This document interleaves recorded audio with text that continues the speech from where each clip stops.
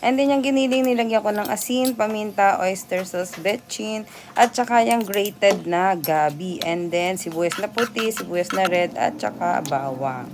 At ayan nga, hinalo-halo ko lang para yung mag-even yung lasa niya.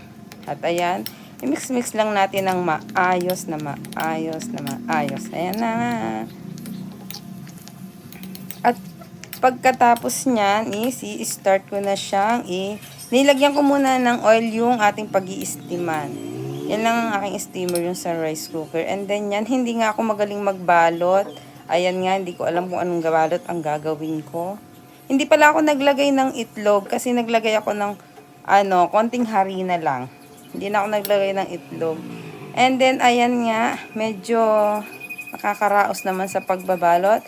At natapos na nga ang aking paggawa ng siomai. Thank you for watching. Follow for more videos. Steam ko